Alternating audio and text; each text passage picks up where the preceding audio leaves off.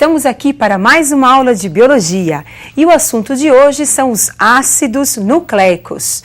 Existem dois tipos de ácidos nucleicos, o DNA, que é o ácido desoxirribonucleico, e o RNA, que é o ácido ribonucleico. De acordo com as funções desses ácidos nas células animais e vegetais e também de bactérias, protozoários, é que eles acabam se especializando em ajudar o desenvolvimento da vida desses seres vivos. E para iniciar a nossa aula, observem a nossa pergunta. Qual é a molécula que guarda e revela a história da vida? Quem é a molécula responsável por todas as nossas informações? Pelas nossas características genéticas?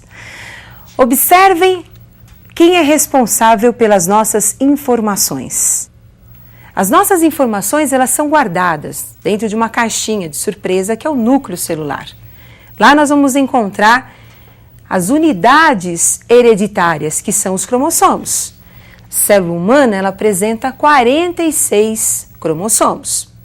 Temos agora um detalhe da estrutura do cromossomo. A fita do cromossomo. Observem que o cromossomo é formado por duas fitas de moléculas, que é o DNA.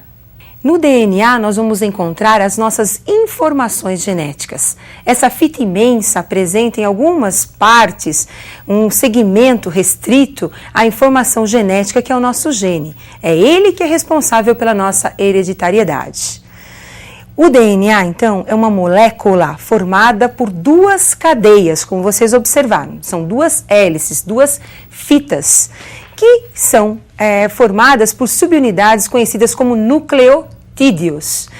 Quem são os nucleotídeos? São subunidades do DNA. Nós temos 4 tipos de nucleotídeos formando a molécula de DNA. Observem os tipos de nucleotídeos. Todo nucleotídeo tem um açúcar, que é a desoxirribose. Esse açúcar é formado por 5 carbonos, também conhecido como uma pentose. Ligado à molécula de açúcar, nós temos o fosfato. E ligado também à molécula de açúcar, nós temos a base nitrogenada, a adenina. Observem que nós temos os 4 nucleotídeos apresentados aí com fosfato, desoxirribose. O que muda de um nucleotídeo para o outro são as bases nitrogenadas. Então, nós temos a adenina, a guanina, a citosina e a timina. Entre essas bases nitrogenadas, nós vamos encontrar uma afinidade química, que é o que vai ser responsável pela ligação entre as fitas do DNA. Então, observem agora as duas fitas de DNA. Nós temos novamente o fosfato, a desoxirribose e ligado aí a timina, representado pela letra T. Observem que a timina realiza uma ligação, que nós chamamos de pontes de hidrogênio, com a outra base da outra cadeia, que é a adenina. Assim também como a guanina, uma outra base nitrogenada, acaba se ligando com a citosina. E assim, nós vamos observar que as ligações, as afinidades químicas vão se processando e vão sendo as responsáveis aí pelas ligações entre as bases.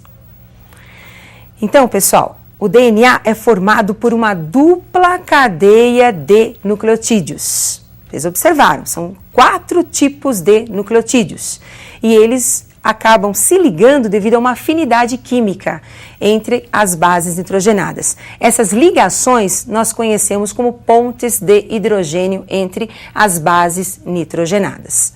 Agora, a partir do DNA, nós vamos produzir um outro ácido, que é o ácido ribonucleico. E é o ácido ribonucleico que vai desempenhar, vai executar as informações contidas no DNA. Observem como é que o RNA é produzido. O processo de produção do RNA é conhecido como transcrição. Então, nós temos aí 2 hélices de DNA.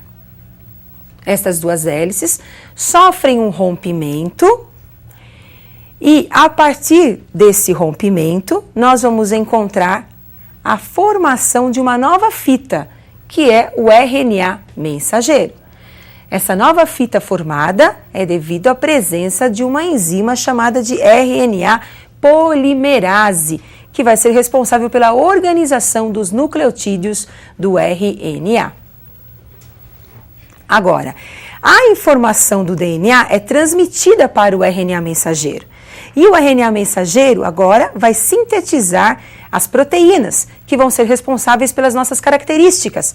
Por exemplo, o indivíduo tem um gene. O gene é o pedaço do DNA. Ele produz o RNA mensageiro.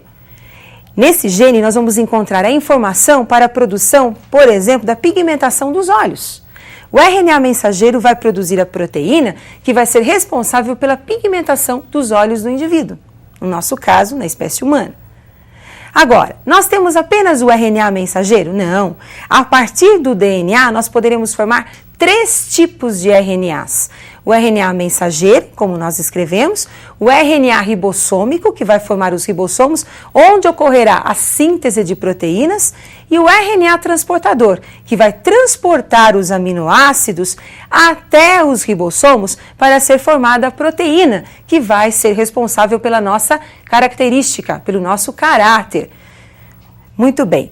Agora, observem que todo esse material genético, todo o DNA da célula tem que ser o mesmo para todas as células. Então, para que não seja perdida nenhuma informação, o que é necessário? Que essa informação do DNA passe por um processo de duplicação. Esse processo nós chamamos de replicação. E eu gostaria que você acompanhasse a replicação do DNA. Nós temos 2 fitas de DNA. Percebam que ocorre uma separação entre essas fitas. A molécula mãe separou-se em 2 moléculas filhas.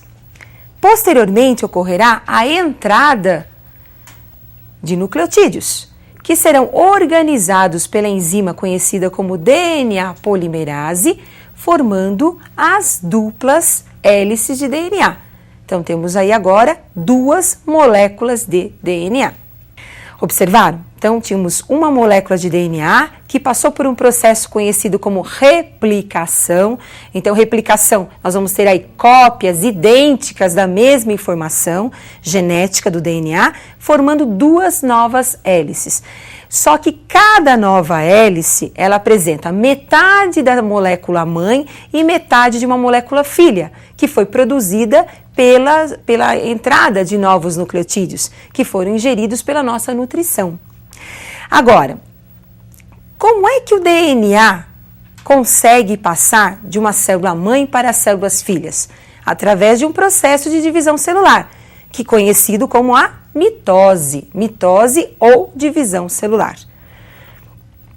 Muito bem, agora eu gostaria que vocês acompanhassem algumas diferenças importantes entre DNA e o RNA. Então, DNA apresenta uma cadeia dupla de nucleotídeos, enquanto o RNA nós vamos encontrar uma cadeia simples de nucleotídeos. No DNA, o açúcar é a desoxirribose, enquanto que no RNA o açúcar é a ribose. As bases nitrogenadas do DNA são a adenina, timina, citosina e guanina, enquanto que no RNA, no lugar da timina, nós temos aí uma base nova, a uracila. Então, a adenina, ela passa por um processo de ligação com a uracila no RNA e a citosina com a guanina. E isso você não pode esquecer. O DNA é formado por uma dupla cadeia de nucleotídeos e nós temos a presença da base nitrogenada timina, enquanto que o RNA é formado por uma cadeia simples de nucleotídeos, onde nós vamos encontrar uma base importante que é a uracila. É o que vai diferenciar o DNA do RNA. Como essas bases elas são complementares, normalmente a mesma quantidade de adenina nós vamos encontrar de timina, porque nós temos elas se complementando, assim como a citosina e a guanina. O mesmo não vamos encontrar no RNA. As bases apresentam quantidades diferentes, porcentagens diferentes nas moléculas do RNA. Por quê? Porque eu tenho uma cadeia simples, no caso do RNA. Agora eu preparei um exercício para que vocês possam aprofundar um pouquinho as informações genéticas de dois seres vivos, que nós vamos chamar de A e B. Acompanhe agora o exercício que eu preparei para vocês. Então nós temos um organismo que eu vou chamar de organismo A. Nesse organismo A nós vamos encontrar bases nitrogenadas como adenina, timina, citosina e guanina. No organismo A nós temos a porcentagem das bases: 26% de adenina, 26% de timina, 24% de citosina e 24% de guanina. Enquanto que no organismo B eu vou encontrar 18% de adenina, 23% de timina, 42% de citosina e 17% de guanina. Pergunto: quem são os organismos A e B? Ou melhor, quais são os tipos de ácidos que nós vamos encontrar no organismo A e no organismo B? Percebam, no organismo A eu tenho a mesma quantidade de adenina e timina, porque as bases são complementares. Enquanto que citosina e guanina, bases complementares, a mesma quantidade. Então eu posso afirmar que esse DNA apresenta cadeia dupla. Enquanto que no organismo B, percebam, a quantidade de adenina é diferente da quantidade de timina. Eu tenho 18% de adenina e apenas 23% de timina. Enquanto que a quantidade de guanina é também diferente da quantidade de citosina. Percebam que essas diferenças permitem nós afirmarmos que o DNA em questão é de cadeia simples. Esse DNA citado, DNA de cadeia simples, é uma exceção, por isso que eu coloquei nesse exercício, para você não esquecer. Quem apresenta DNA de cadeia simples? Apenas os vírus. São os únicos seres vivos que apresentam uma cadeia simples de DNA. Então isso é importante e você não pode esquecer. E eu aguardo vocês para a nossa próxima aula de Biologia.